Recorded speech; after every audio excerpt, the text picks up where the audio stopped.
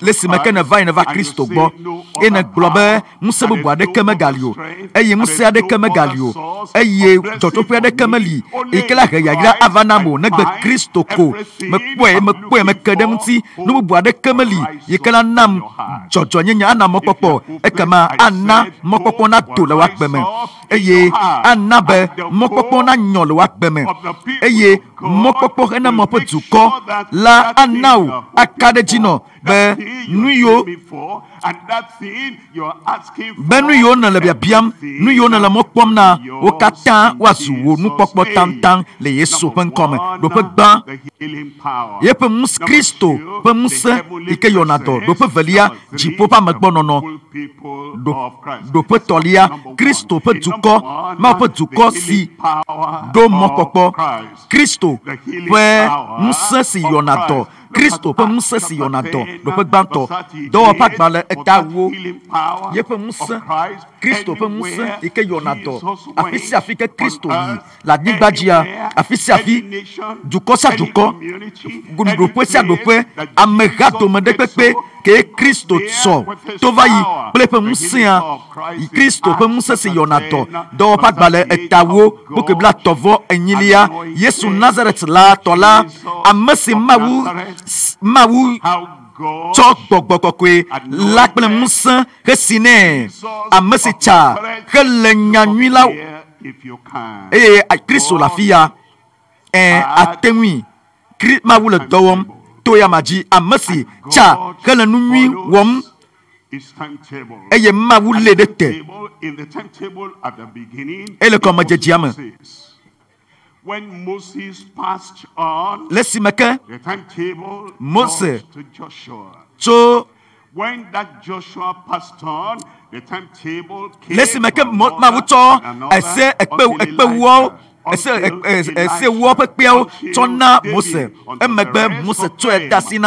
Joshua. Let's make it Oji Kristo. Came to fulfill the plan of God, the whole of the dispensation, the whole of the timetable came of Christ. If anybody calls Moses, he will not be healed. If anybody calls Joshua, he will not be healed. If anybody calls Solomon or any of the others, Mako nui kedimolo mukata elabe fifi la amisisila etru kaka ko de Kristo ji by which you can be saved. There is no personality amabubu de kameli simeye kokola la to la vao toyoyo la to la vao katutu la to la vao ma wutonu mo kata pra misisi blibola troko de Kristo mia papa tople de laji toye mayijia until he died on the cross. Lesi meke o keda ticho gamti vasenen yepe kukumea negbe Kristo de ka kweva su miapa de la Kristo de ka yesu miapa doyola Kristo de ka yenye miapa nya Kristo de ka ye kwamia mti Kristo de ka ye dia ma wochitanami ble gbogbokokwe alesi ma wuchonsa ble gbogbokokwe pemse siamine Yesu Kristo si tu Nazareth le chacham la fisia fiyim le bepa deme Kristo afisia fi ma wu siamine ma wu machia amabubu de keu kana de popo bane wanye kokko plepa menami o alesi ma wu siamine Yesu Kristo Nazareth tola ple kokko ple musa all the power o chom sekata to gbogbokokema sine aba amiene e chom se yo kata anam dodo avanye gbaji pe ku kata e cho kata ple pa misisi kode Kristo ji ike no chacham la fisiafi o va fi agbea ne va gbogbea they will come to you there avakbo la fima you center your love alanya wo ntiti ene cho wo tusu kle wo kwose kude ya de kamtila oglonami be ele chacham la fisiafi kele nunyi wom que le ndagbele amegedewo amenenemu amesiame amesiwo kata diabosam dulaji amesiwo kata diabosam dulaji amenene amokata amokata kota ejikpafia enya ameyo kata Yesu yodona le Matthieu taneme Matthew Matthieu ta tache tani tacheke etawo ameyo kata wo yodona le Marco penyamiame le Luca penyamiame le Yohanes penyamiame et amadekela me le woto mekeye ma wute de to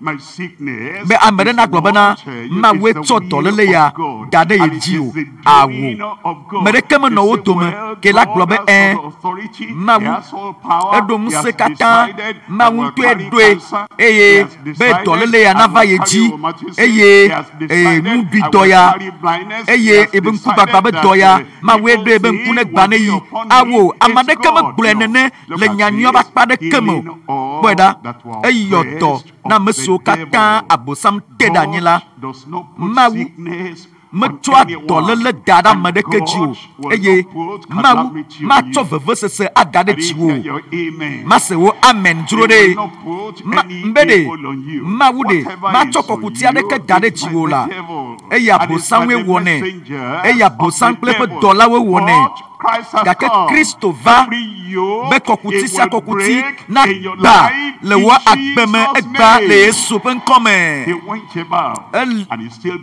eye eno chadim eye wa va dogo egba mebe ele godoge o egba eye wo yodo na be chopo ameso kata abosam cho dade cho dolele dadoji me ka dolele pepepemo e yodo no kata me ka pene ne ke dolele ma le woji ale ke wo seso mkata ella bana ma wuli pli buki blato va shekelia do ta wo buki blato va shekelia eye miawe nye dasede lawo le nusiwo kata wo le yuda to we anyigbanji pele Jerusalem lamuti amasiha mawuto de ati mutilame eya ke mawu fonde chitre pour que nelia lenkeke etoakbe eye wona wodefia e wodefia be Kristo yenye wodela ele de wokesanya wodefia be eya e yonato ele doyoge wosanya wodefia be ye tunaka eye kwona maplena eye adewo pribo esanya e Yesu pen come po Luka neda pour que yenyilia Luka chapter 4 verse 18 the spirit of the Lord is ebe upon me. apeto ye wa gbogbo le jinye The Heavenly Father be fofo si le jipo esiamine to gbogbo kokwe me donpi plemusan yikeye aba ata tro abosan poto na de pepe le simeke ova fifia eva va le gbepa dem e me le gbepa dem now be apeto pe gbogbo le jinye Christ was anointed. Amisisika, amisisito fofolame, amisisito mafofolame, nkata, le esita, nkata osiaminamdo, le esiata, osiaminamdo, kana, benama kolo, nyanyula, afia amedakewo, menyabe, madegbepa nobe, akukafi yi olavadolo awo, be madegbepa, nyanyui, afia amedakewo, edom bena mayodo, amesiwo pechigba, eye be madegbepa, dokusi nonona aboyo mo ukpele nukpokpo, na nkwa bato, be mana amesiwo ole funya womila, na nowodo kiyosi, eye bona fu, apotole na nage, na fu blibo zaya. Set you free. Awo na sa blood de vie. Na fu blibo kenken, na dega o kenken, eye wo kakao na cho, ple cho kayo katan le o dadia, apoto ye wo wa, atuka, cho numo katame, eye wa tro le Yesu penkome. Boke blavo vo de kelia, eye wo de asik boglome, na wo bana, ekbe, jasik boglome na, ekbe kasik boglome na wo bana, ekbe, wo wu ngongron sianu, le miaƒe towo me. Egbe nye wo nukunu ƒe ŋkeke. Egbe nye wo dɔyɔyɔ ƒe ŋkeke. Egbe enye wo kɔkutiwo katã ƒe ŋeŋe tso wo agbe me ƒe ŋkeke le Yesu ƒe ŋkɔ me. Ele me va ge. Ɖeɖekpɔkpɔ ele me va ge. Dɔyɔyɔ ya ele me va ge na wo. Katutu ya ele xɔ ge. Eye buki bla tɔvɔ evelia. Buki bla tɔvɔ evelia. Eye buki bla tɔvɔ evelia. Eye kuvia ɖowo le eƒe nufiafia la ŋuti elabena egblɔ nya ŋusẽtɔe be eɖe gbeƒãe be ame sisi le tadzi na ye be yeagba kokuti sia kokuti. Buki bla tɔvɔ adelia. Buki bla tɔvɔ adelia. Eye kuvia ɖowo katã ewɔ mo ya na wo eye wogblɔ le wo nɔewo dome bena nu ka nyae nye esi ma elabena ekpɔ mɔ kple ŋusẽ heɖi ase na gbɔgbɔ blibawo eye wodo ago ele dzɔdzɔ ge zã ya. Atsekpakpa kple ŋusẽ edzɔ ɖe agbe ne gbɔgbɔ bliba mawo eye wowɔ nu ka wodo ago. Mateo tanyi kpokpi nyilia. Mateo etanyi kpokpi nyilia. Eye aʋafiala ɖo ŋu gblɔ bena be nyemedze o be nava nye agbadɔ te o, ke gblɔ nya ɖeka ko. Eya koe hia mi eƒe nya yike wotsɔ wɔ keke bliboa. Enya siwo wotsɔ wɔ nuwo katã le anyigba dzi. Enya ma le vava fifia.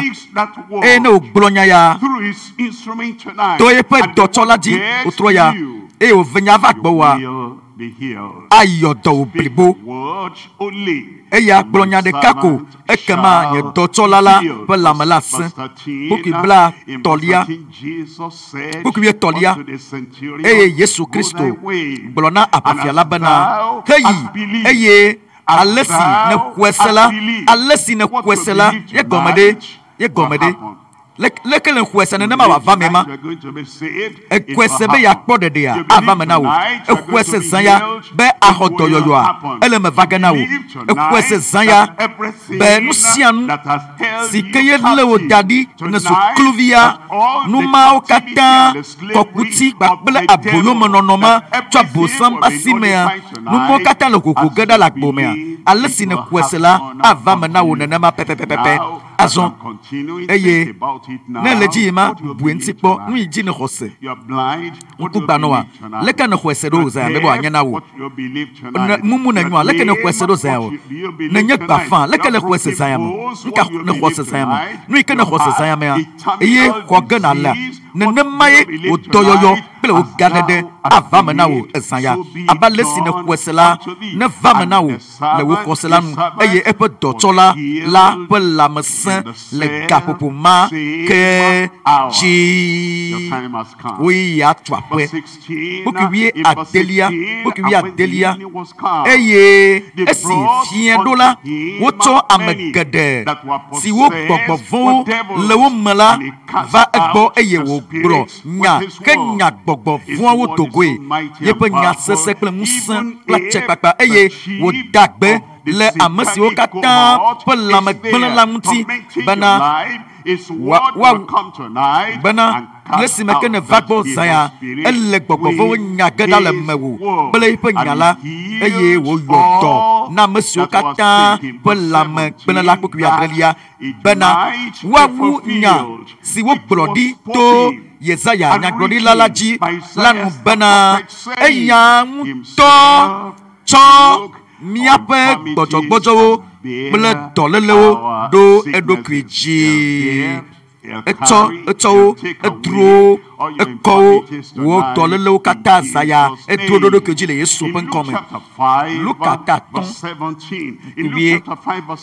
4 kpokui adre ebe eva me be ŋkeke aɖe dzi ŋkeke abe gbe ane ele si me ke wònɔ nu fiam eye gbe ɖeka la eva me bena esi wòle nu fiam eye Pharisee towo kple a sefialawo si wo tso Galilea kple Galilea nuto me katã va kple Yerusalem va la wo bɔ nɔ afima eye aƒetɔ ƒe ŋusẽ li be wòadagbe le wo ŋu ele me va ke zaya me be nenema wòle me va ke zaya eye ŋusẽ aƒetɔ ƒe ŋusẽ ame yi ke ku le Atsitsoga ŋuti le Calvaria ame yi ke tsɔ eƒe kabiwo tsɔ míaƒe agbawo ɖe eɖokui dzi eya nye Kristo eto eƒe kabiwo me míexɔ dɔyɔyɔ eye aƒetɔ ƒe ŋusẽ la li be wòadagbe le wo ŋu ele exɔ dɔyɔyɔ be wòadagbe le ŋu o ele me va ge na wò zã le Yesu ƒe ŋkɔme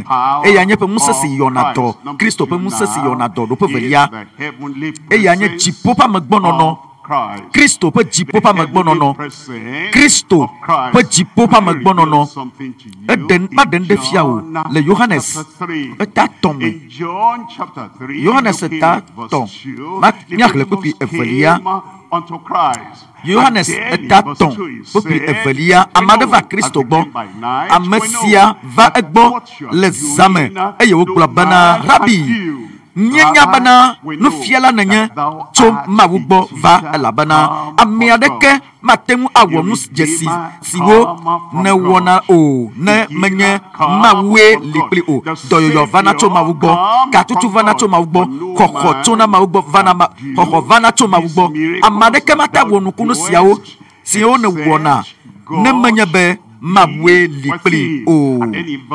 Bukitɔlia Yesu kɔ dzi eye wo Yesu ɖo ŋu nɛ gblɔ bena vavã mele gblɔm na wò bena ne womedzi ame tso dziƒo o la mate ŋu akpɔ Mawu fiaɖoƒe la akpɔ o ne gbe ko ye ma yi le yiyia me eye le afi ya eye le afi sia afi le dukɔ sia dukɔ me ne gbe ɖe ko ame eye ame yi ke kɔkɔ ame yi ke de dzi ame yi ke le anyi ame yi ke le subɔsubɔ ɖe me ame ɖe yi ke le afi sia afi ame sia me yi ke le naɖe kpekpe me ko ne gbe ɖe ko woadzi ame tso dziƒo eye wòade dzesi nu ke Kristo wɔ le Atsitsoga ŋuti le Calvaria eye wòaxɔe la mate ŋu kpɔ mawufiaɖoƒe la o nenye be edi be yeakpɔ mawufiaɖoƒea ame yi ke nye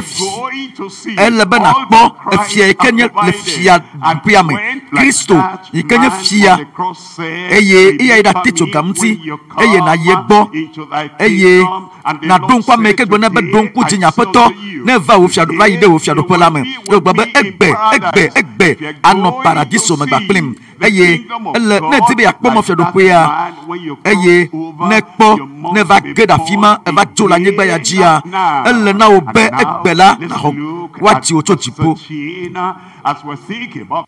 le esime ke mi no ƒom tso Kristo ŋuti be ame ma yi ke wotɔ ɖo tso dziƒo yi ke Mawu dɔ ɖa tso dziƒo Mawu ƒe vi yi ke le dziƒo nu ka me di be magblɔ na wo ɖo to nyui ɖe Kristo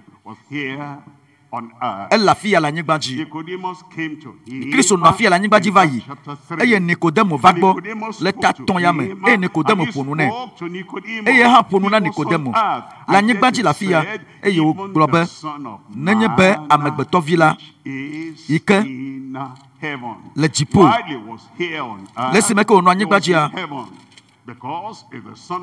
elabena nye Mawu ƒe vi eye woɖoe tso mavɔ me ɖe mavɔ me eye azɔ fifia ele dziƒo eye wogba le kpli mi le anyigba dzi le afi ya eya ta wogblɔ be afi ka ame eve kple tɔ woƒu kpe ta ɖo le nye ŋkua dzi la afi ma nye la mele wo titina le eye afi ma afi yi ke amewo ƒoƒu ɖo le du ɖe me le dukɔ ɖe me le du ɖe me Mawu ƒe vi la ele dziƒo eye wòle afi ya eye wòle kpli wo eye wòle afi sia afi le eye ŋusẽ ma li kpli eye wòle me aɖe wo kaka wo katã ɖa le Yesu ƒe ŋkɔme Yohanes eta 14 kpokui ewolia Yohanes chapter 14, Etawienne. verse 10. Buki It ewolia. says, Ebe. believest thou De. that I Me kwese am bena. in the Me le Father? fofo la me. Think about that. Think about Wintikpo, that. He wintikpo, was here wintikpo. on earth, Ela nyegbaji la fiya. and the Father Gake. was in heaven. Fofo ya le jipo. And was asking the Eyo disciples no, and asking obiam Philip, sebena do de you believe that ekwese even a. as I am here Beto on baba me la earth, nyegbaji la fiya I ha. am in the Me le Father, fofo la and me. the Father Eye fofo la ha in me, le the menye. Father in heaven O maha was fofo in la le him, jipo. Gake o and with le me. him Le o while li he pli. was here E le si on me ke o earth. le la I'm nyegbaji la telling fiya. you E that me le glom even na o. though he Beto has baba gone to heaven, Kristo jo e de jipo ha. he's there Ega la present fiya with fifi us. fifi ntok plemi. Is there present Mabede, with the blind egba likpli man mi there, le yepe or the dodome. dead person there, or the lame Na over Amerika nye there, mumu la is fima, present Amerika nye every tokuno la time. fima, When he Amerika nye was on gbafa la earth, fima. was Lesi present meke in o no heaven. anyegbaji la When fiya he ha. was on earth, Egba he le was in the jipo, ple Father. fofola, no And the fofola Father me. in heaven Eye fofola was ha in le him. jipo, ga And no eme. now, Eye ke because azon, his presence, le yepe the amegbo, presence nono. of Christ Kristo will pa megbo roll nono ta. away every Ade. infirmity Dole out of your kwisia life dole le da in Jesus' pekpeda name. le wa gbeme le Yesu The pen kome. words that I speak Eye unto nya you, siwo me gblɔ I speak gblɔm me le not of namila myself, nyeme le gblɔm but the Father, nyeme gblɔwo le Father ɖokui nye in si heaven. o ke fofo That's nye why what he si taught nɔ us to pray, menye our Father si ke le which dziƒo art in heaven, ebi atɔ he gbe bena was here fiawa on le ke wa earth. do The gbe ɖa Father fofo si le which dziƒo dwelleth fofo si le in dziƒo me la le while he menye was here on earth. le si me ke The o la nyegba dzi le Father, afiya the fofo si le heavenly dziƒo Father fofo si le dziƒo dwelt in him. ele me He doeth eye the works. eyi And ile then eƒe in dɔwo verse wɔm 11, buku wie ɖekelia in verse 11 buku wie it ɖekelia says, ebe believe me mi that kɔm I se bena am me in le the Father. fofo la me Believe mi me kɔm se that I'm here be on be me le earth, anyigba dzi I'm le in the afiya Father eye in me le heaven. fofo la me le And the dziƒo Father eye in fofo me, la hã the Father le in menye heaven le is dziƒo in me ega on le earth. menye le anyigba dzi le Or afiya else believe me ke for the very ne works menye sake. nenem And then o in la verse 12, ekema mi verily, kɔe se verily, le I dɔwɔwo ta say kpekpe wie velia unto you, vavã me le he gblɔm na that mi bena believeth ame on si me, xɔa dzinye sena la he that believeth ame si on me, xɔa dzinye sena la the works that I do, dɔ siwo he shall wɔm do mele la also. eya hã awɔe Believer in Christ xɔse there. ɖe xɔsetɔ ɖe le kristo me le afi What ya is it there? ame aɖe What is she there? ame aɖe nyɔnu aɖe ŋutsu aɖe Verily, verily, vavã I say mele unto gblɔm you, na mi Christ bena said, mele as gblɔm you know that be the Father ne nya was in Christ, be fofo la le and kristo me Christ was eye in the kristo le Father, fofo la in me the same way, nenema pɛpɛpɛ the Son of evi la God, ma ƒe vi la Jesus Christ, yesu kristo is in you, ele me wo and is with you, eye wòli kpli wo and is by you, eye wòle and to by me the wo same eye power yeƒe that ŋusẽ he ma manifested yi ke wòle at that ɖe time, zɔ ɖe go that va yi le same blema power ŋusẽ ma will pɛpɛpɛ rule awɔ every dɔ guilt eye away wòaɖe from your dɔ life. sia dɔ ɖa le me wo Every kind of condemnation eye fɔbubu sia away fɔbubu from yi ke your le life. ta dzi na woa Where aɖee ɖa Christ is present. ne be kristo li There kpli cannot woa be darkness there. mata nɔ There viviti me o cannot be guilt viviti there. mata nɔ anyi There o cannot be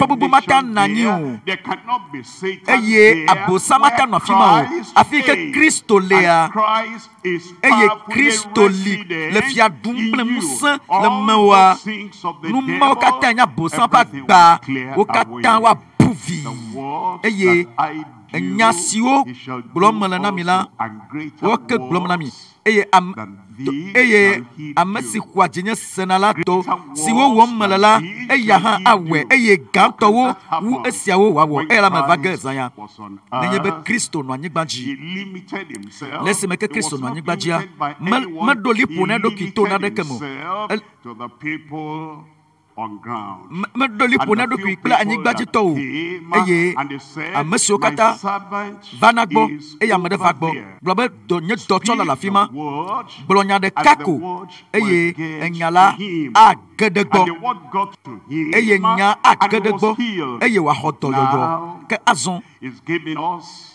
eye the wòna mi liberty, vovo is giving En- us ena mi the avenue to speak here mɔtata yeye vovo blibo to you, eye Nigeria, le Nigeria le and afi ya the word of power gba ŋusẽ ƒe nya ya gets to Kaduna, tso and Kaduna gets la to a- Abia, and akao le gets Kaduna to Lagos, akao and le gets Lagos to Ghana, akao and le gets Ghana everywhere akao le the greater works la fi are sia fi le happening. anyigba fi ke ne le Togo gɔ hã For you eye and to you, wòaɖɔ wo the ɖo tɔwo nye greater works eye will dɔ gãwo happen. wu Woganala, what will it to get to you? Look at Alabama, Mayina de Fulagbo. We cry, not because we roll on the ground, not because we drink water from river Jordan, not because we have oil on our forehead. The grace of God because I go unto my Father. And in verse 13, he tells us whatsoever ye shall ask in my name, that will I do, that the Father may be glorified in the Son. Then in verse 14, if ye shall ask anything, if you shall ask anything, anywhere you are now, anybody in your heart, any complaint that you carry, anything that binds you, if you shall ask anything in my name, I will do it. I didn't hear your amen. You will do it in our lives. In Jesus' name.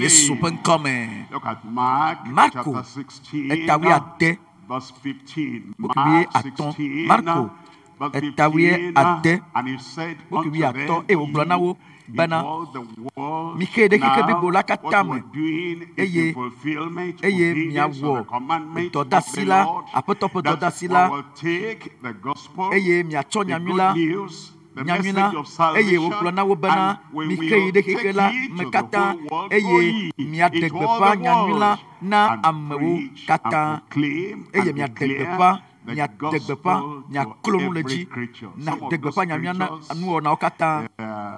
bound in their guilt, every creature gave them the good news that there is a new thing that will happen to them. Every creature, some of them are sick to the point of death. Give them the gospel. The gospel will bring them back from that near-death experience in Jesus' name.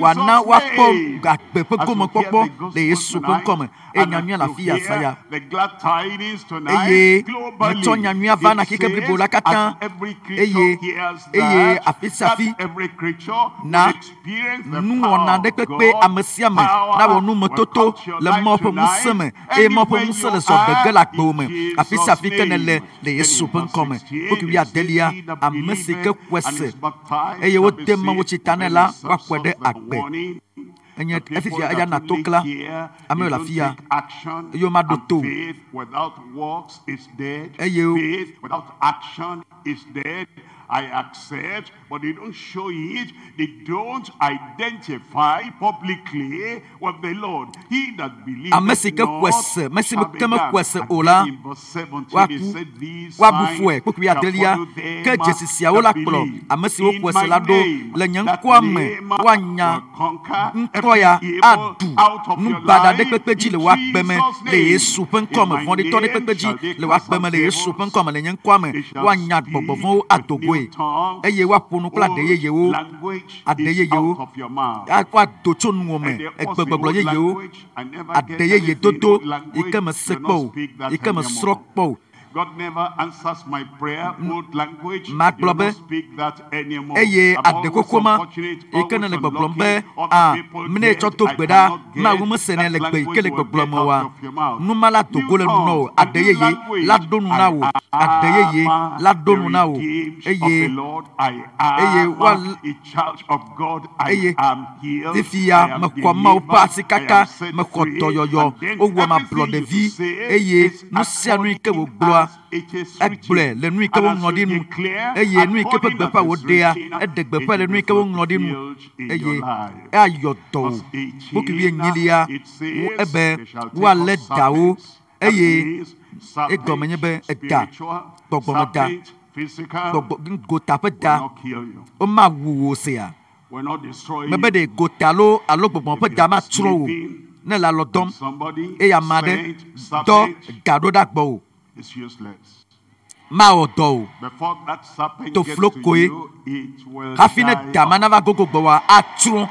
If somebody said a text message to you, ina me de tso or gbesanya de do write a dagbo letter to you, ngla gbale do and they dagbo write it with red ink, e o ngre kple and they say bike nu danger ngoti is je coming. ngla kple As bike you je open be that ne gbenya thing, hele kwa before afoku you o look nya at it, no ekpenu everything kafi na ba is kponu ma nu mo kata wo tsuno ma wo dadi le nu ma wo me sent by anyone, ike amada dodo dagbo eda ke amade la kode ji do dagbo eda ke ya amade viviti me nse pe dotola de adodo dagbo bo wa amade ke ma wo se a afi we na va de eye nu ike afi ma wo pe ye la de ene kula ma wo dola we la ba ko ajo ide jipo eye wa le dawo ene ononu wa amade han la mele wo sige akpo o eye wa dawo pasi o de dole la wo ji eye wo pe lamela san amade la fima e xɔ lame se saya eye wo pe lame la san eye kpokiwie ashekelia le gbɔgblɔm be esi aƒetɔ la ƒonu na wo vɔ megbe la wokɔe tɛɛ yi dziƒo ɖoŋui le esime ke wònɔ anyigba dzi mekpɔ yi dziƒo fifia edzoe ɖe dziƒo eye wòle fia kpli mi eye be meli kpli mi nye ma da si le mia ŋu o eye mele dziƒo eye nye amegbɔnɔnɔ anɔ anyi kpli mi le anyigba dzi le afi ya nye ma da si le mia ŋu eye me bɔbɔ nɔ anyi ɖe Mawu ƒe nuɖusi me kpoki bla velia kpɔe ɖa ke woamawo yi ɖe adegbeƒã nya la le afi sia afi eye aƒetɔ la le dɔ wɔm kpli wo togbɔ be ele dziƒo hã Kristo ƒe amegbɔnɔnɔ li kpli wo Kristo le dɔ wɔ kpli wo eye no yi ŋkuagbatɔ gba Kristo li kpli wo ŋkuagbatɔ ƒe ŋkuwo ʋuna no gbaŋgɔ gbafãwoa Kristo li kpli wo eye gbafãwo zɔna zɔli eye woyi ve degbeƒã nyanyui la ƒe ŋusẽ ele dɔm eye dɔyɔla li kpli wo eye aƒetɔ la le dɔ wɔm kpli wo le ŋusẽ dom nya la to dzesi si wokpe ɖe wo ŋu la me kple gblɔ be amen dzroe amen eva me eɖe kpe ma ƒe ŋugbedodo ƒe mevava dzi le wo agbe me le Yesu ƒe ŋkɔ me. Ɖoƒe etɔ̃lia zɔ ɖoƒe tɔ̃lia Kristo ƒe dukɔ si si mɔkpɔkpɔ le Kristo ƒe dukɔ si si mɔkpɔkpɔ le Mateo tagbã buku bla vɔ ɖekea ebe adzi ŋutsuvi eye woayɔe be Yesu elabena eyae aɖe eƒe dukɔ atso woƒe nu vɔ̃wo me eyae aɖe eƒe dukɔ atso woƒe nu vɔ̃wo me azɔ ele be natso nya me be ame yi ke tɔ nanye Mawoe nye wo wɔla eye naɖo tsatsa saya be wɔla ya be etɔ nanye eye nazu etɔ eye natso nya me be manye etrɔ ma tɔ o magba nye eye vivime ŋusẽ mawo tɔ legba ma tɔ gotatɔ ma tɔ eye naxɔ be woe kri ma woe wɔ o eye ayi wɔ o enye wo wɔla eye wòva be yeaɖe o eye nagblɔ le ŋɔŋlɔnua be Mawoe wɔ ye me ye ŋutɔe wɔ eɖokui o eye wòwɔ ye le esime ke wòwɔ o eye wòlɔ o eye wòtsɔ wo da ɖe anyigba dzi le afi ya eye edzra teƒe ɖo ɖi nam le dziƒo hã nagblẽ na ɖokuiwo nenea eye ne va gbɔa ɖeɖekpɔkpɔ la lɔtsɔ gbɔna o eye gake ne ƒuƒu ta ye be o nyemedi be manyɔ dukɔ ya dome nyemedi be manɔ yeƒe dzimetrɔlawo dome nyemedi be manye Kristo domedzelawo dometɔ ɖeka o la ekema ɖeɖekpɔkpɔ ato ta nɔ va yi ɖeɖekpɔkpɔ mele tato ge na o zame ava zaya me ava yi o gblɔ na ɖokui o gblɔ be ɖeɖekpɔkpɔ mato tanya ava yi zaya me o loo ɖeɖekpɔkpɔ ezu tɔwo zaya le Yesu ƒe ŋkɔ me eya ta ye wòna mi mɔkpɔkpɔ eya nana mi mɔkpɔkpɔ be ne mieva ku megbea miayi ɖe dziƒo kaka elabena woayɔ yeƒe ŋkɔ be Yesu elabena eya ye la ɖe yeƒe dukɔ la tso woƒe nu vɔ̃wo me kpoki bla vɔvɔ evelia ke esia katã me la that it might be fulfilled, which was spoken by the Lord by the prophet saying, verse 23, it says, behold, a virgin shall be with a child, and shall bring forth a son, and they shall call his name Emmanuel, which being interpreted is tell me. Which being interpreted is tell me God will here on earth. He is there in heaven, but because he is God, he can be in heaven and be with us here. God will, and because he is with us, all the blessings of Calvary, all the blessings of the cross, all the wonders of the cross will come to you tonight in Jesus' name. God with us. That's what gives us hope. In Romans chapter 4, reading from verse 18. Romans chapter 4, verse 18. Who against hope believes in hope. Because he saw Christ coming. He saw Christ afar off. And he knew Christ will come. Even though he was without hope, naturally.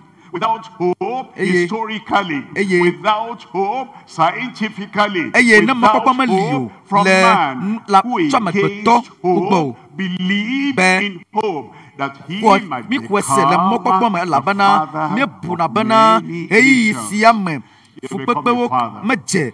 Ntiko kwesi wole dedege afiato fiala eye wenye mapo ya dapo komokola wo eye ya ira we jichokpopo agbagode wa gbeji le Yesu penkome nanya be amolo gbogbombe be mokpopo me liolo e dokita obe mokpopo me gbali na wolo nunyala kan o le gbogbombe mokpopo me le na wolo we na kwese be mokpopo li e na nyabana Calvaria ahemundodo avane kakade pepe le wakbeme eye na tegesi be Calvaria foto eke Kristo wa ahemundodo avane kakade pepe na kwese le mokpopo me be eya zu amegedeo fofo le nusi wo gbola nti bana wo jijima viola sobo alea be ale wo dede popo la soso ya be ale wo doyoyo la vanyesi be ale wo bopibi a shekeli apoda ebe ela bana nuwo wola pe mopopo evi la pe mepoye pe kuba mapo kuba gbawolo eye lesime lesime ke okwese le kwoseme be coming from Christ. You'll not say my bones are broken, therefore I cannot stand up, because you consider not your broken bone, your diseased body, your paralyzed body. You don't consider your feeling, the feeling you have when you was about 100 years old, neither yet the deadness of Sarah's womb. What is death? Life will come today. Life, resurrection, life will come. Renewed life will come. Regenerating life will come. And the impossible will be possible in your life tonight in Jesus' name. And then in verse 20, we're told he staggered not at the promise of God from me, but he was strong in faith, giving glory to God. Tonight, you give glory to God. But you know, here's the secret. You give glory to God before you feel any change. The children of Israel were going around Jericho. And as they went around Jericho, those walls, the walls of Jericho, the walls were still there. The walls were still up. Then they went out 7 times, and then they shouted the shout of joy, the shout of triumph, and the shout of victory. They shouted that shout of joy, of triumph, before the wall came down. And as they shouted, the walls came down flat. Tonight, as we give glory to God for your healing, before you feel anything, watch out, please say the Lord, that miracle will appear right there. You see, the children of Israel before the Red Sea, it had never happened at that time that the Red Sea was opened up, or any sea, any ocean was opened up for people to go on dry ground. They were crying, they were shouting. The cry did not open the Red Sea. God said, why you crying unto me? Stretch forth your rod and tell the children of Israel, go forward, and as they obey the Lord, assurance, confidence, trust, joy, that the Red Sea will open.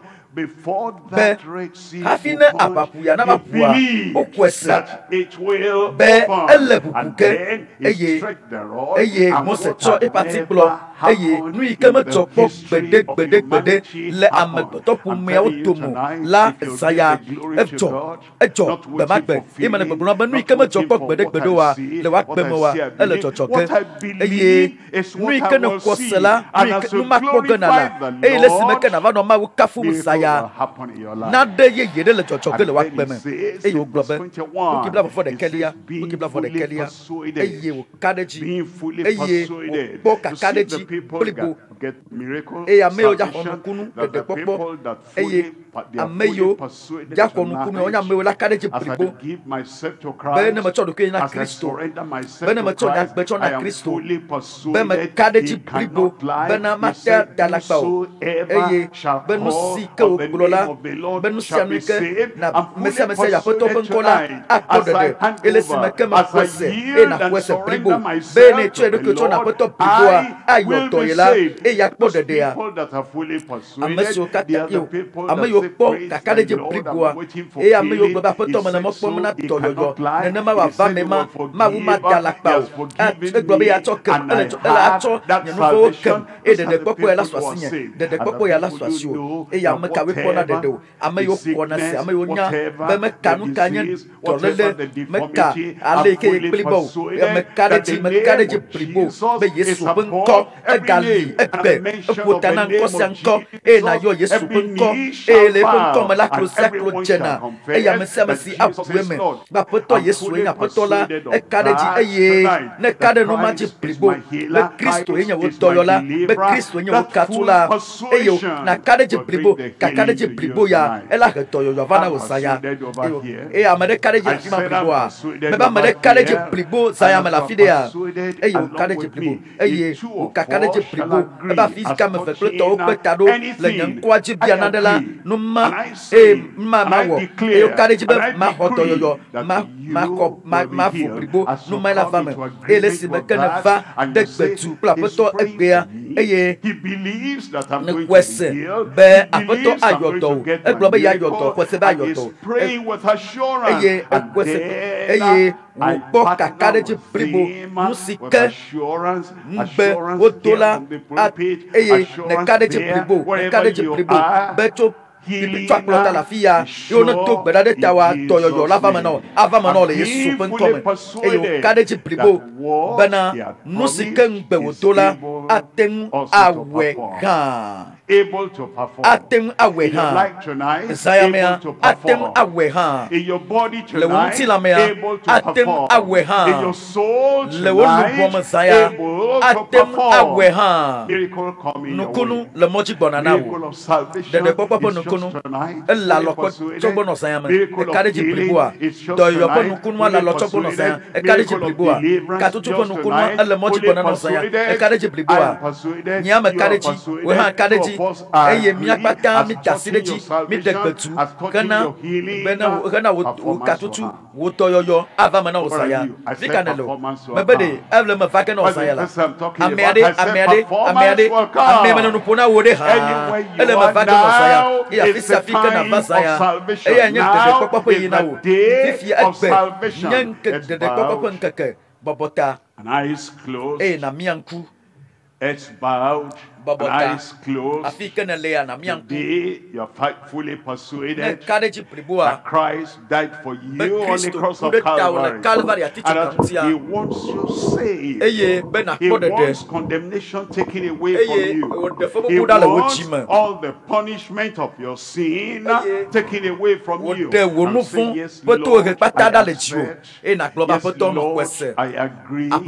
Yes, Lord, that's exactly what I'm asking now.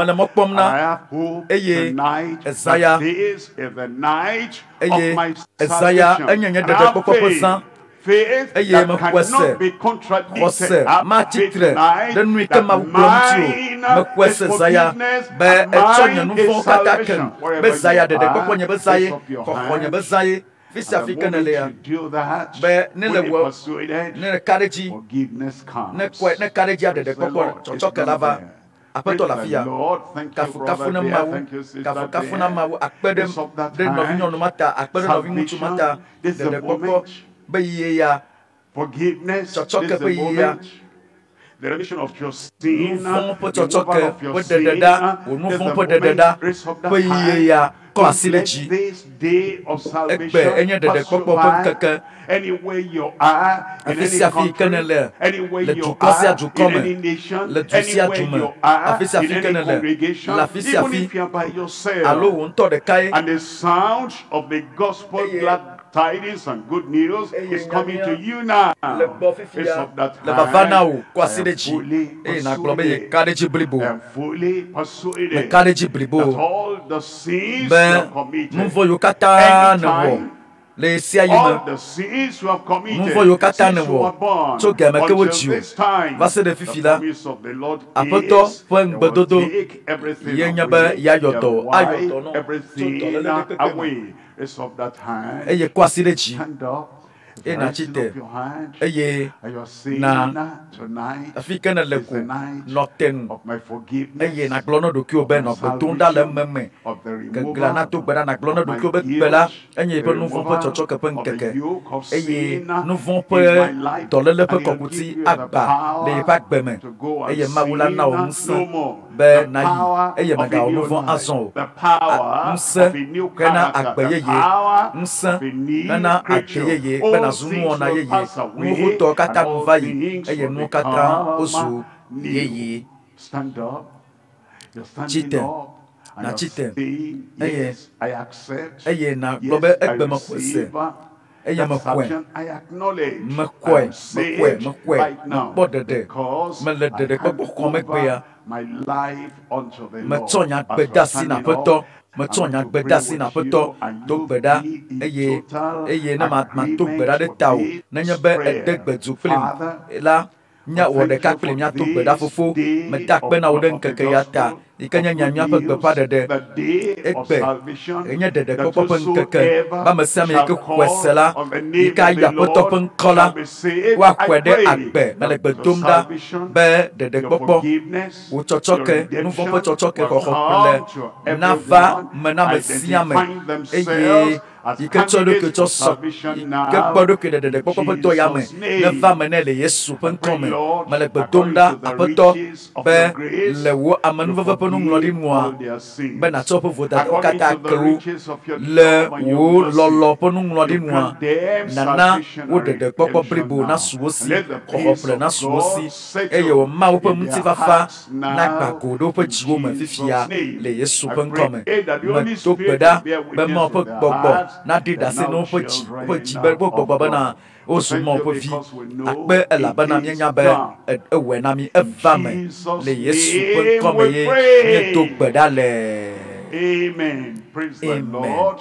Kafu na mawu nanya benya no kwori to de simeka na kwasi ji la fi kana le ne trochi na papato boa ina kwese ba Kristo we na wa be de gbogbo ya ele emevana wa son eye le simeka na courage bribo kafu na mawu ne kpodede mawu ne yirawo amen me kafu na yowa ekpodede call on our state overseer ya poto aide bedodo dachi eye nanya bana afi kana lele nya pen kosem le titi ponu pomoji o Didi pe nya semo de dzi o. Alo alome kapomovia dzi o. Ele mia kpɔm le o la. Fifia mi le kpe o. Be ne ko agbe na Kristo la na ŋlɔ nu na mi le nɔmba ke yɔ ge mi le fifia dzi. Bla sheke voa sheke. Bla sheke voa sheke. Bla tɔ vɔ ade. Bla dre voa tɔn. Bla sheke voa sheke. Bla sheke voa sheke. Bla tɔ voa ade. Bla dre voa atɔ. Ŋlɔ nu na mi to nɔmba yawo dzi. Na tsaka kple mi. Ale be miakpe ɖe ŋu o. Ale na wɔ alike le Kristo me. Ale na wɔ anɔ te sese le amenuvevea me. Nenye be le miakpɔm alo le miaŋkɔ sem le mɔ aɖe nu la alo le mɔ aɖe dzi la, megakpɔ tsi haɖe o.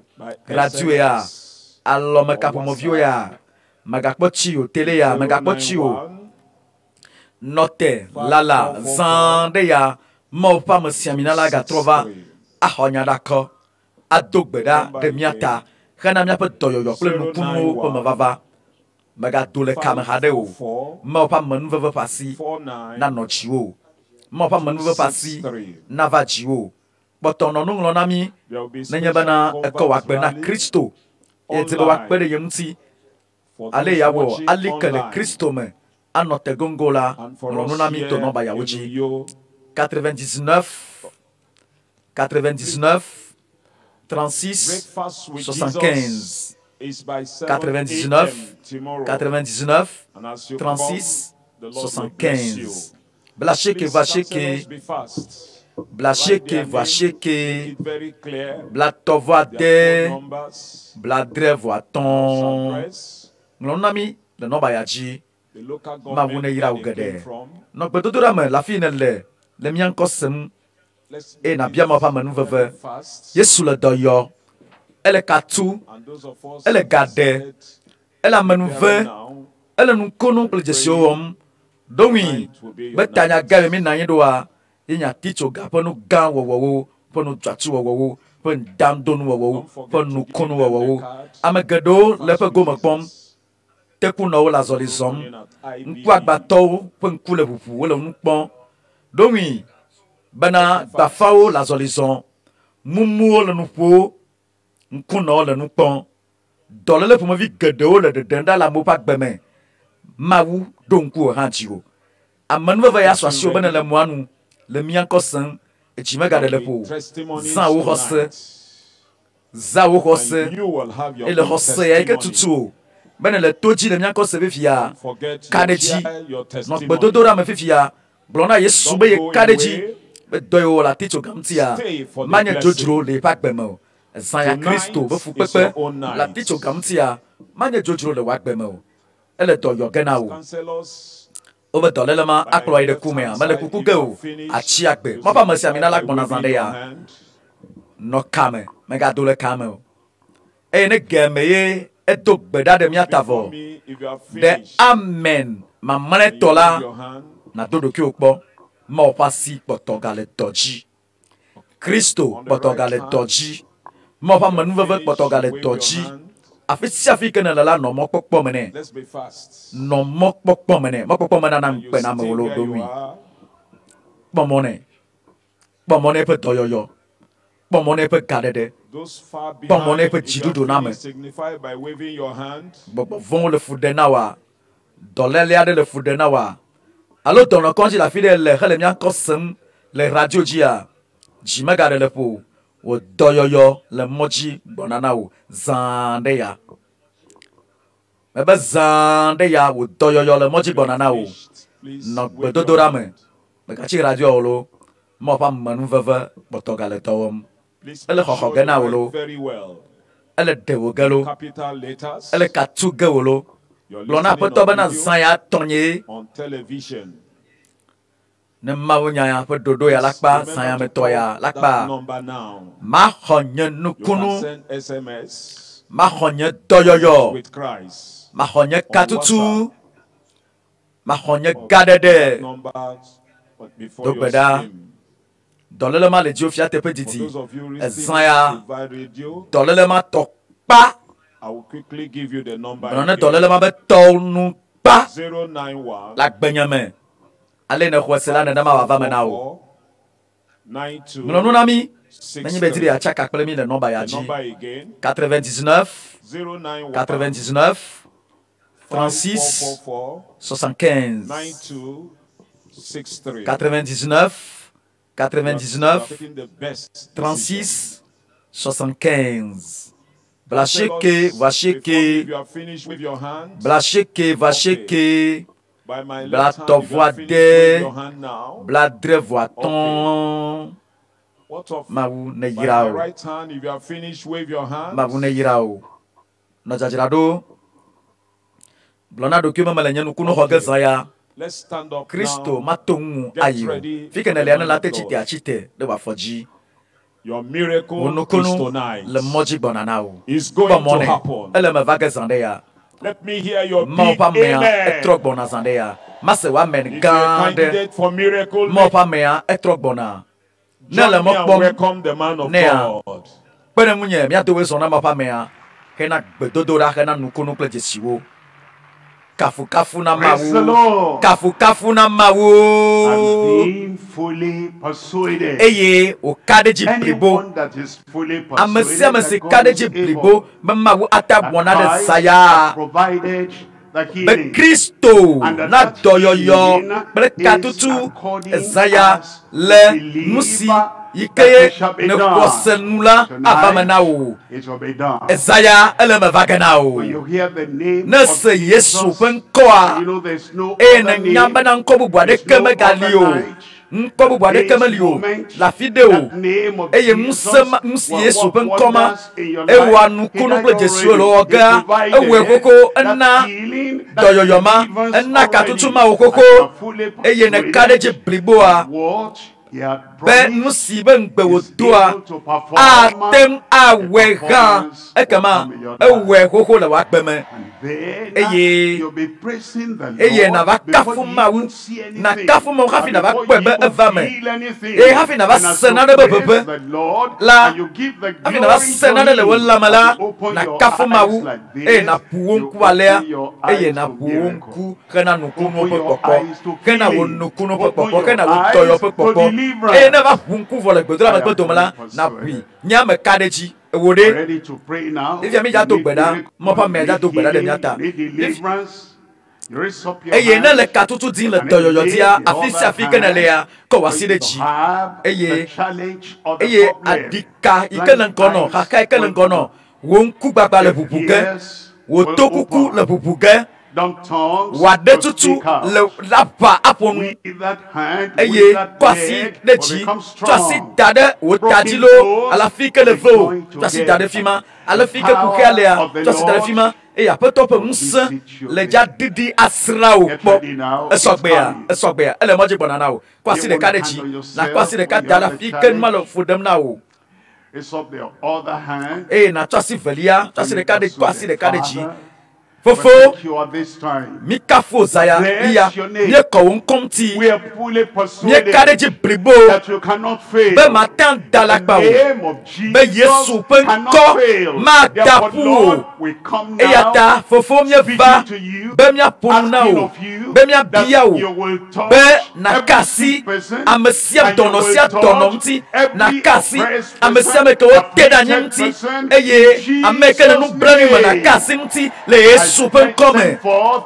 your words eye of power. me degbe pa wo And that word of musepenya power eye will musepenya break ya every yoke, na gba will kokuti si destroy akokuti every na work of turo the devil abosampe in do the na life degbe of la anyone, meseme pa gbeme everyone, in zayame Jesus' le name. Yesu pe nkome Impossible now becomes possible. matemio na Lord, suntete each in every life, papa wela from gbesi the top of their agbeme head to the tip of their toe, tó I pe tada pray jiba koro ba that your fopo miracle mejia me power do gbera be will wo work nukunu pe in every musia life, na dezon even la now, gbesi agbeme instantaneously, in fifi nto Jesus' pata name. nukunu to ele Yesu pe nkome Mental problem is sanity, ame kepo susu me a toto demon of madness, yinye dapato principalities nye and chaka chaka powers. gbogbo I fo break your power. kede me gbanya pe I muse destroy your me power. turo gbogbo fo Come pe muse out in Jesus' dogo le me name. le Yesu pe And nkome those who have any oppression ame yo of the te danyi evil one, eye spiritual abosam attack, blao o tsagbedo eye o gbɔgbɔ vɔ̃ tɔwo dzi me de gbe ne mi gbɔgbɔ blibamawo mi dogo le me le Yesu ƒe ŋkɔme eye aƒetɔ dɔlekui ma vɔ ɖe gbegbe fifia me le gbe do ɖa be na kasi dɔnɔma ŋuti yɔdɔe xɔ dɔyɔyɔ eye nu yiwo katã wogblɔ le kɔdzi be ya be wo dɔyɔ mata va mɔ fifi ŋutɔ xɔ wo nokonu xɔ wo dɔyɔyɔ aƒetɔ me le gbe dom ɖa be meka nu kawo gblɔ ŋkɔ kawo yɔ ne dɔléle ma o de wo ŋusẽ ɖe go vivi laa ame sia ame ke xɔ dzi wose la de ke eye ŋku agbawo ne ʋu eto kukuwo ne ʋu eye cancer be dɔléle ma ne bu ɖe le ame ma me eye ekpeŋkpeŋ dɔma ne ko ɖe le ame ma me eye gbɔgbɔme be dɔléle ma le funyafunya do na mea ne dogo le amea me na amea ne vo keŋkeŋ le Yesu ƒe ŋkɔme eye aklo le dɔma ne dogo le amea me eye ŋutilã ne vo nu sia nu ke le ʋaʋã le wo ŋutilã me ne bu ɖa le Yesu ƒe ŋkɔme. Fofo dekpe dzi aƒetɔ dekpe nyanya dzi aƒetɔ abale ke mi da tsɔ ŋuti kɔkɔe na wo akafu lafia eye mi tsɔ bubu na wo eye mi akɔ wo kɔmti ya eye mi aƒu mi aƒe ŋkuwa mi le mi aƒe ŋkuwo ʋu ge bene mi akpɔ nukunu mi akpɔ dɔyɔyɔ mi akpɔ katutu le Yesu ƒe ŋkɔme papa akpe elabena eva me aƒetɔ akpe elabe mi nya be eva me mi ka ɖe dzi blibo be eva me vɔ le Yesu ƒe ŋkɔme mi do gbe ɖa le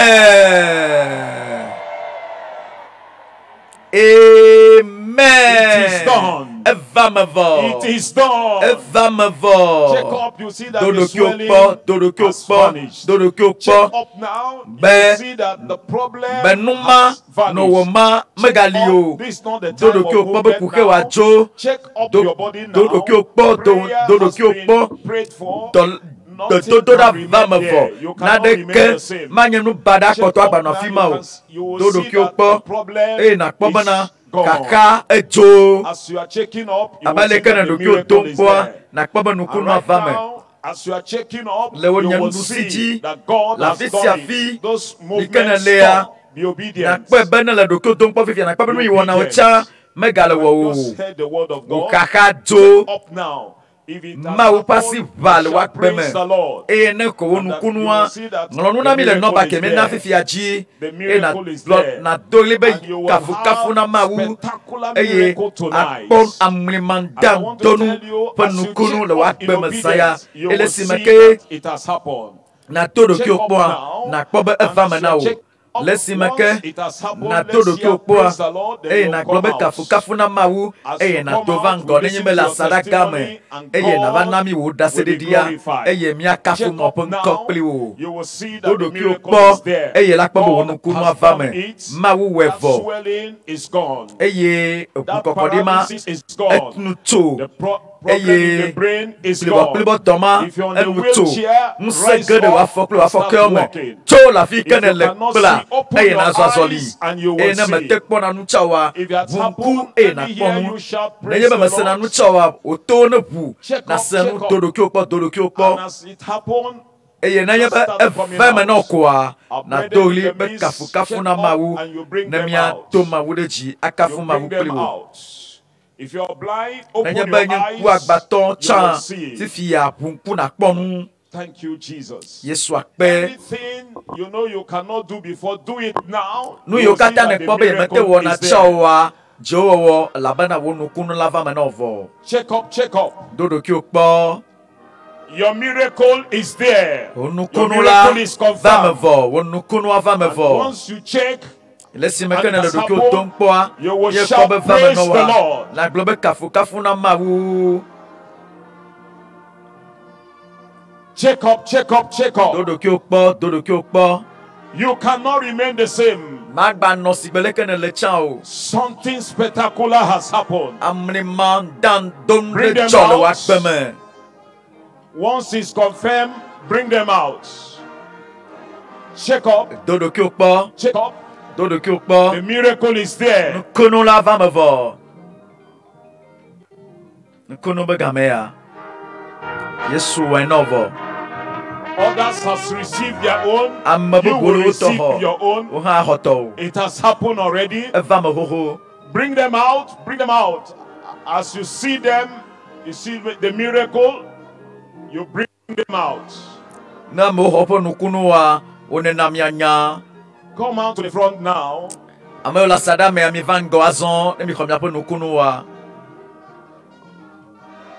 Check up, check up, check up.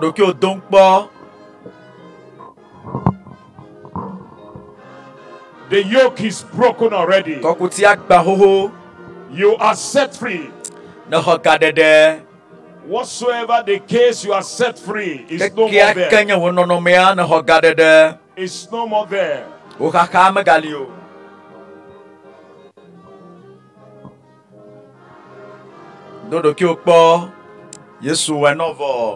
Once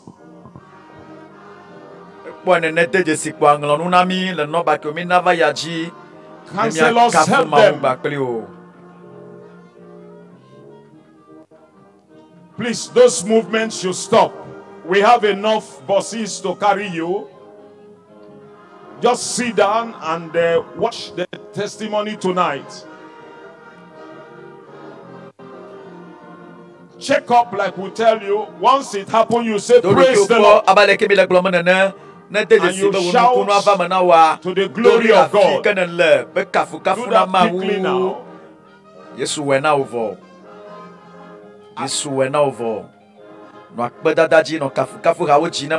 Let's help them and bring them. Praise God. Bring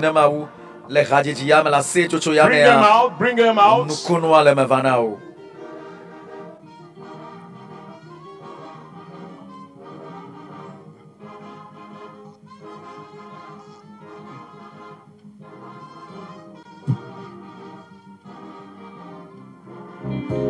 Bring them to my left hand side here.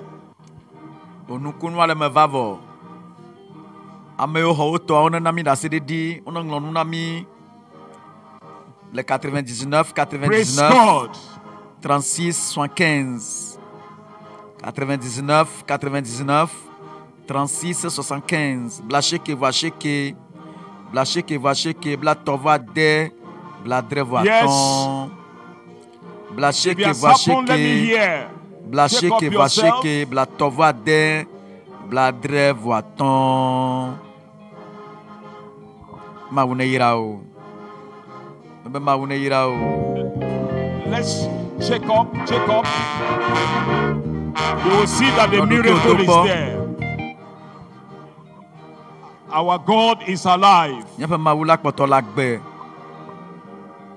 The power of Satan is broken already.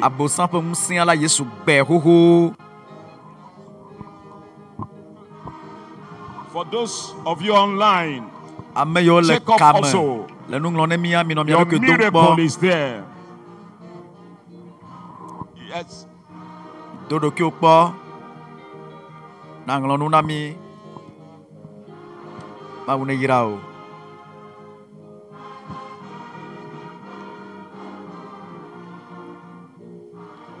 Check up yourself. And if you see that the miracle has taken place, you shout, praise the Lord.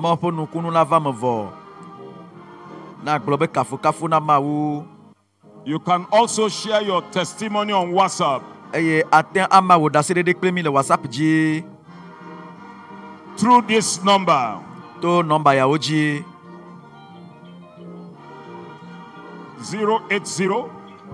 6999 Blacheke vacheke. 146 Blatova de bladrevoaton.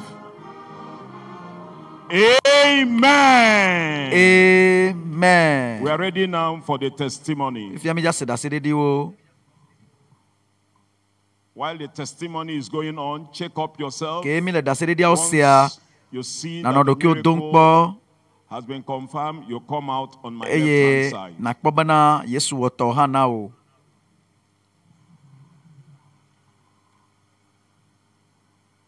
Just praise the Lord. Kafu kafu na yewowa. Praise the Lord. Kafu kafu na My name is mawu. Abasema John. I worship at Deeper Life Bible Church, Afata District, Afata Group, Uyo Region, Kwebom State, Nigeria.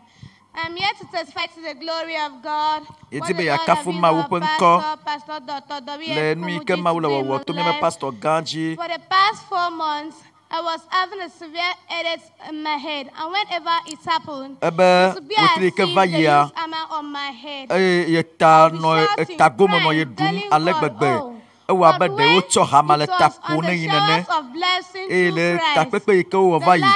Be o ponu to ya ira pe ti jajam ti ya. When Pastor was praying, le si me ke pastor no telling pe us domda. to claim, E wo to say globe. that the blessing is Be mo pe ya ira ours. Then I edidi now koko. said, I claim it, E me the globe nya ha me blessing is kwe, mine. me kwe ya ira toni. Praise Kafu the kafu na mawu na de That jola was how gbenyeme. I was healed. Ye me Something fell off khoto from my yo. head. Ye Since a from be na that de Sunday togo le till pe now, ta go mene. I have no Ye more headache, no kakama more pains alonu in ma my no ta head. go po ta go mu pone yi. Abe de o to hama le ta gbane yi nene ya. No ma no te. Ye be ya kafu mawu. Mawu ne yira o. Mawu ne yira o. No ma pa. Ma gba kwe ko. Da se de bubu.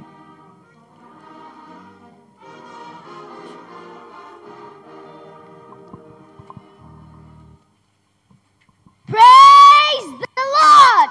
Kafu kafu na mawu. Church, praise the Lord. Ramea kafu kafu na My name is mawu. God's gift Enefia Kudo. I am here to testify Me be what ma di da God se. has done for Le me. nui ke mawu onam ta. The wonders of God. Mawu He's pe a nu very, very tuatu wo. walking miracle Onye God. nya tepe nyawo. On Thursday, we were having sports this week. I joined them. So when I was going with my teachers and others, those Consider ke girls vayi me. came Pe late. blada gbe ya. Unfortunately for me, stroke. I have a stroke in this my leg, in the road, in the middle of the road, trying to cross. I just stand there, all the motor stopped. My teacher took me home. So on Friday, my auntie invited me to this crusade because I have always watched GS message on television. So now Na de jode ye jile si me ke ya to mo me ai de suku. Eye o koye va pe me. Va me gbe do me le si me ke ye pastor va le ma wo nya gbloma. Ye ba fo. So when he was praying, Ye when ba he was fo, having ike no ye GS ve ma no na ye du ma. he said, touch where you have that broken bones, those broken pains. Le ye wasidan alebe ye be pu mo dodo vole si me ke ye pastor dogbe dade ye ta dogbe dada mota ye ko be dodo va ma I was wunyo able nto to walk a little back home. On Saturday, I wake up, the pain vanished away. It was just a miracle for me to see. nukunu gande wonya na Just kafu na mawu Hallelujah. Every fracture eye devi ya nge eye enge wasida nge voa le pastor be gbedodora me gbedome ya afo atro cha e wo dibe ya kafu mawu ado mawu de ji Yesu cha na pungenge wo kafu na yewo wa. The next testifier. Da se de bubu.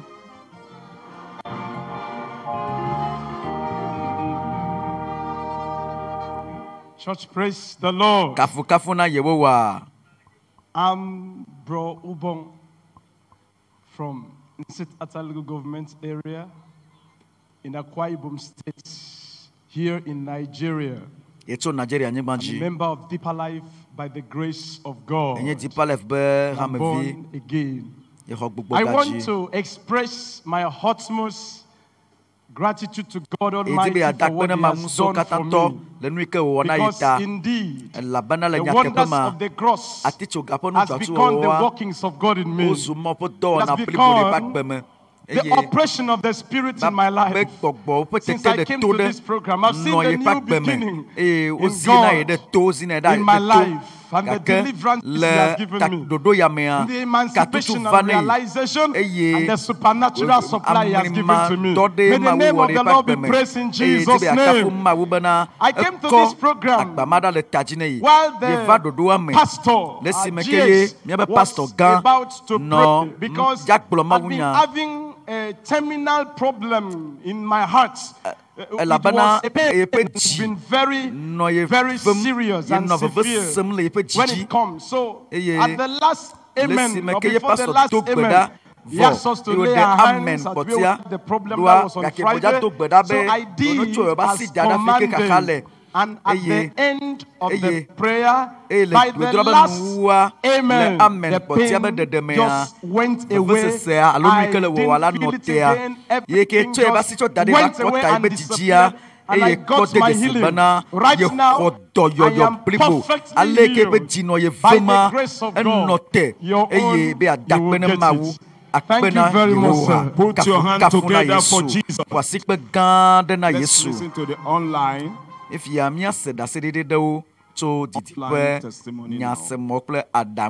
We have striking testimonies online. We begin at Benue.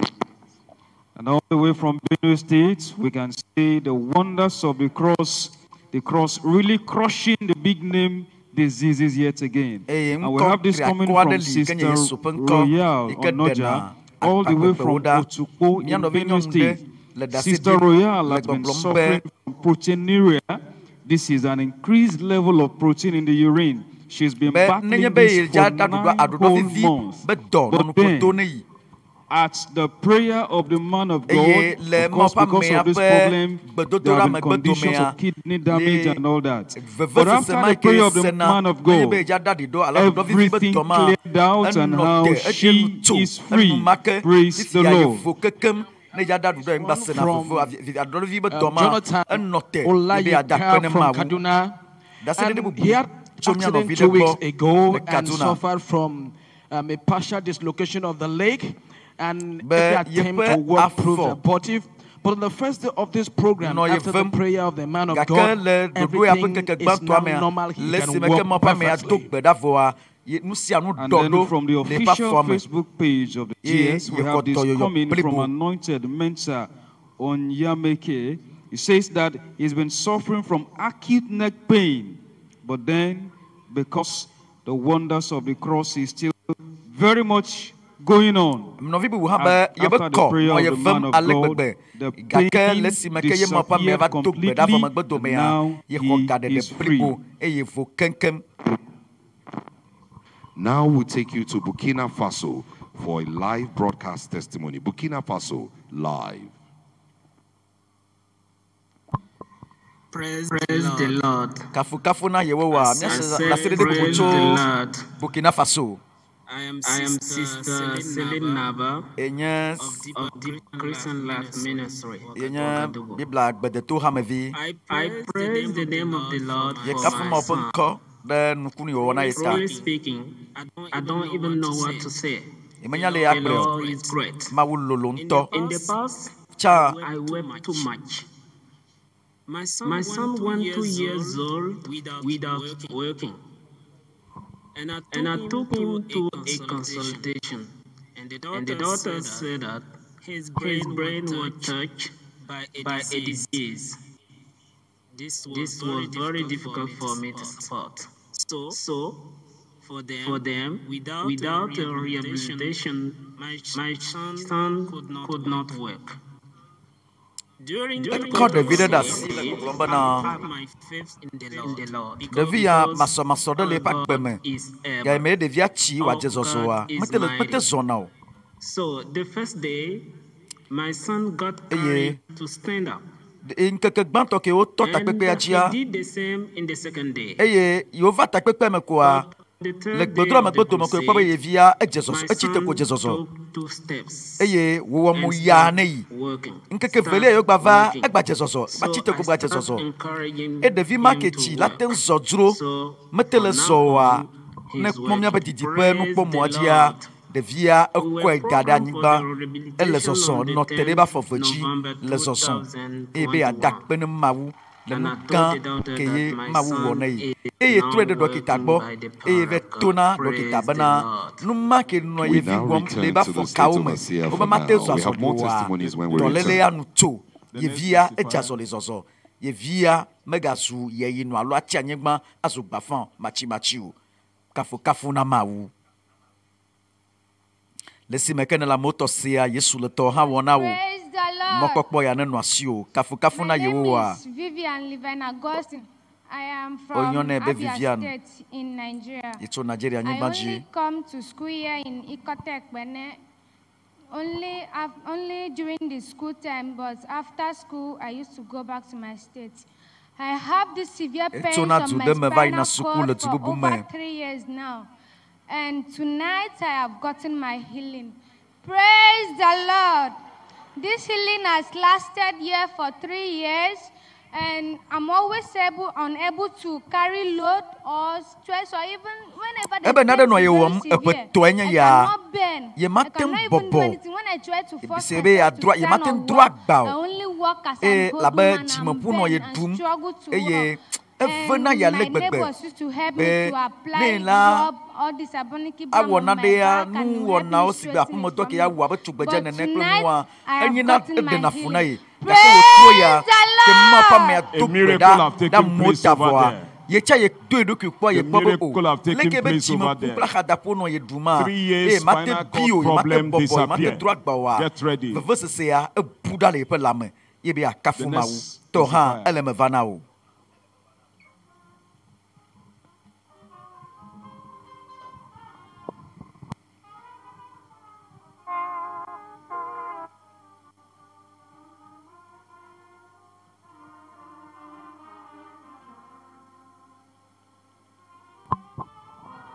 Il est d'assez de Dieu gamin. Notoji.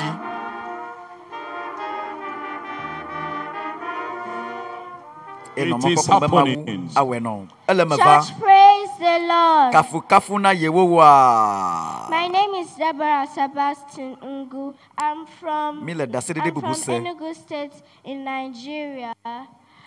My testimony is that ever since I was small, like when I was a toddler, when I was 2 or 3 years old, anytime it rains or I'm exposed to cold, my mommy always rushes me to the hospital because it will affect the way I breathe and it will affect my system. And also, she always buys drugs for me. She always has drugs in her house so that she can give me anytime I'm cold. So yesterday it rained, and so I was under the rain. And my mommy was afraid that I was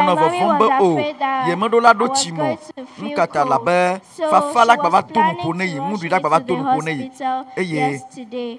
But throughout yesterday, nothing bad happened to me. I was breathing well, and my airways were clear, and nothing happened. So I want to give God all the glory and every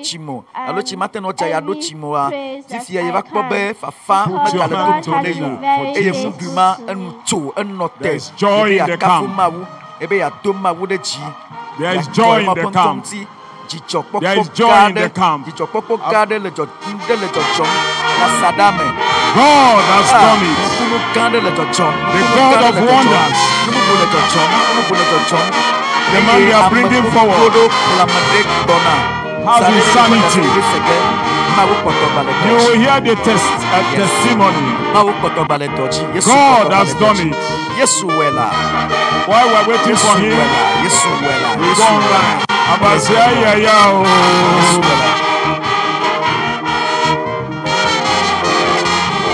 We go online now.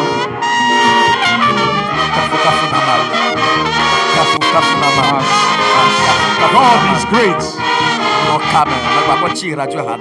As we are sailing in the pool of the wonders here, as we are sailing in the pool of the wonders here, live in Uyo, we have testimonies of wonders all over the world as well. And we have this one from Patience Elemi all the way. Okay, she connected online from the GS official Facebook page. And she says that she has been having breast pains for such a long time. pains that have caused her so much discomfort, she spent a lot of money. But as the prayer of the man of God was going on, and the wonderful Jesus was sailing across, she got a miracle, and now she is healed. Praise the Lord. And now we move to Abia for a live testimony. Testimony.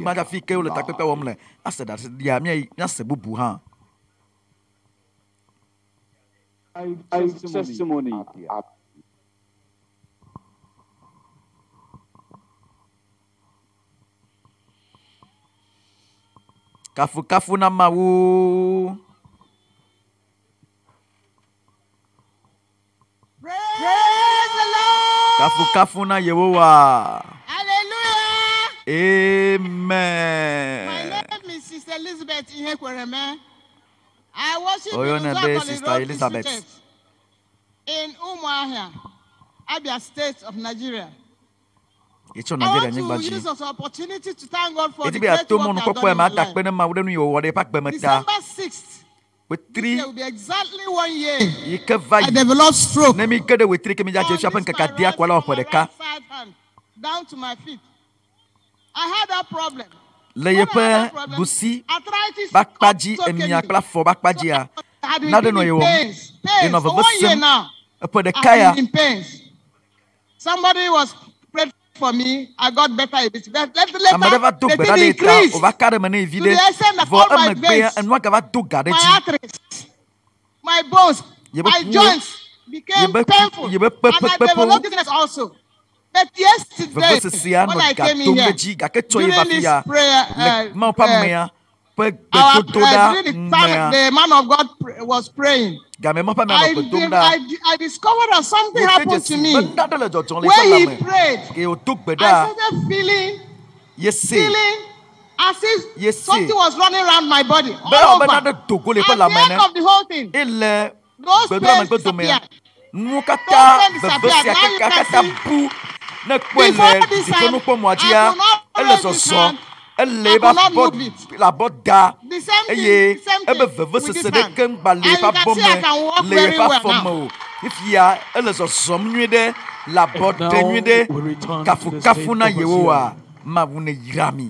The next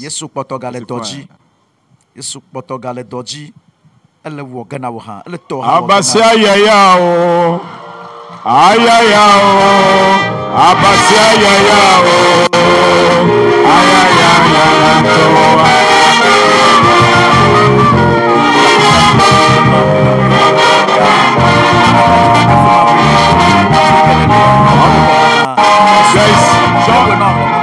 There is joy everywhere. Here in Uyo and all over the world. This is a global night of wonders.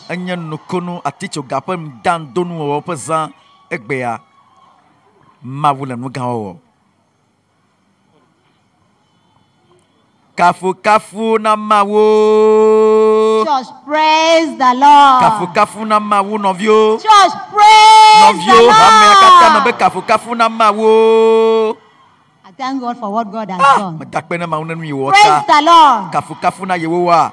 This boy that is standing with me here is a mad person. Asioma Odona. It's no more a mad person. Praise the Lord. Praise the Lord. So, on Tuesday, he came to me where I used to sell market and beg me for money. I said, I don't have money now. So there is one of our sisters behind me. He said, I can. Will you come to church? We have a crusade. He said, yes. Auntie, please take me down there. I will follow you. Praise the Lord. Praise the Lord. So, I brought him. Since that yesterday, I didn't go home. I'm with him. When he come, It was very normal. Nothing happened to him. But after the rain, that yesterday rain, the thing started troubling him again. So since that yesterday, I'm not even feeling fine. We are sitting outside there because of him. Praying, asking God to help him, whatsoever be the problem, that God should deliver him. Praise the Lord. But to God be the glory. Right now, you can see him standing, very normal. Nothing happened to him. If we ask him something, you say it by yourself. Praise the Lord. Praise the Lord. Put your hand together for Jesus. Praise the Lord. I've heard a lot of market women Pastor, who knows this wonderful delivered young man talking, that they know him to be somebody that had that challenge walking around the market until our brethren brought him to this place. Sister ya yekule twa siamava evi wacho mikro na dapato ake hogadede ke hodoyoyoa benu apunu nkode ebe yo na be akanu ya de. You don't have any problem again. Kwa hada kema baleti ofifio kwa sideji mi lift up your hand, kwa sivereji mi keep it down, lift it up, kwa sideji mi keep it down, walk. You're okay. The God bless you. Put your hand together for Jesus. This one is raw miracle. Raw miracle. The power of God. Wonder.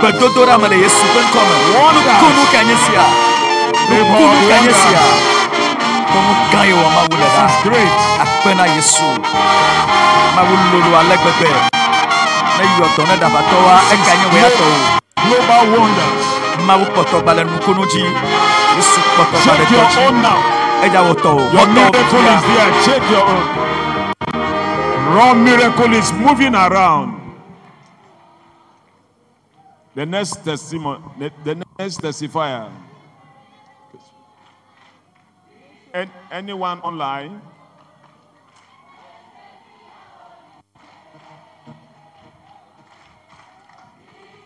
Online, we have testimony from Calabar. We'll take you to Calabar. Amen. Let's listen online. Online, we have testimony from Calabar. Let's take you to Calabar now for a live testimony. Calabar, live.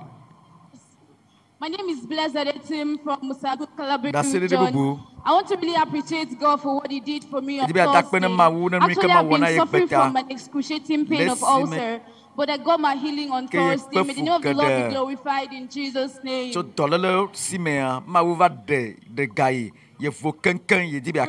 Lord.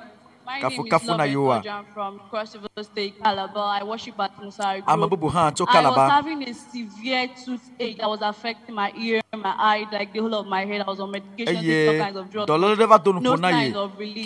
But when I came to the program on Friday, I cried out to God. I told Him my problems, my dentist, my doctor to heal me. After the prayer of Papa, my greatest surprise, the pain disappeared. I checked myself, what I did was I couldn't do. I find out I got my healing from my God.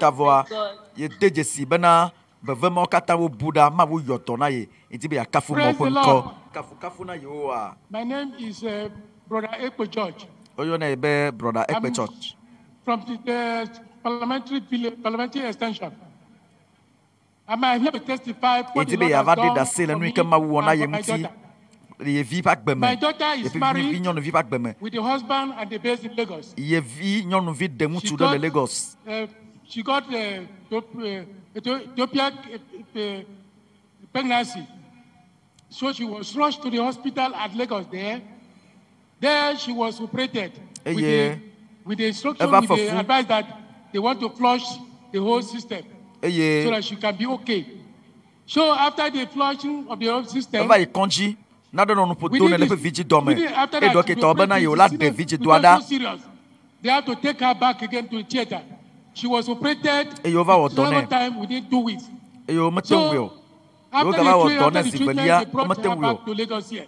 When he was discharged in Lagos. So they brought her back to me. But since there's no, the husband is working alone in the office and he cannot, there was nobody in the house. So I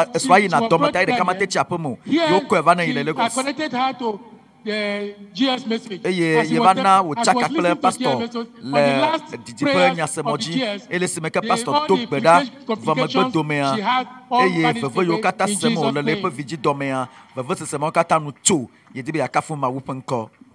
Next, we go to Okada.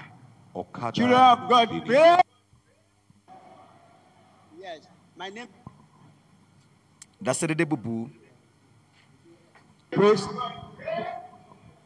Praise the Lord. I'm here to testify the grace of God upon my lives during the past crusade. I was having every time urinating, so I've been embarrassed. So I went to a test. So when I get there, I said my IB blood high to 140 to 90 to 90. They said I was going to do sugar test as well. So when I went there, the same. They said that one is still 135, so it's too high. So then I've been having this problem every time. So when the man got prayed, when he's prayer now, I was delivered from that problem. So I was healed completely. Then what now remains that I went for test. When I got to test, they said everything's okay with the high blood pressure and the sugar. Then after that, I have side I can't read my Bible anymore. So later now, after a prayer, the man of God as well. So I have my sight. I can read my Bible without using glass. But I told God, I said, I don't want to use glass at this age. So that is my testimony. Praise the Lord. Praise the Lord. Children of God, praise the Lord. My name is Ikago Emmanuel from Campus Group, Okada Region, Benin City, Edo. Ikago Emmanuel from Campus Group, Okada Region, Benin City.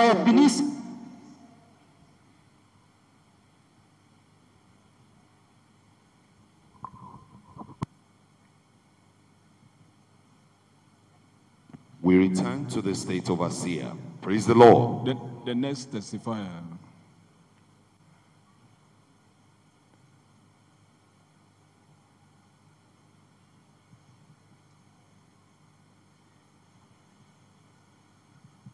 Praise the Lord. My name is Walt James Ibok from Iboku District and Uyo Region, Nigeria. My testimony goes this way. I was having internal code that causes me not to be able to sing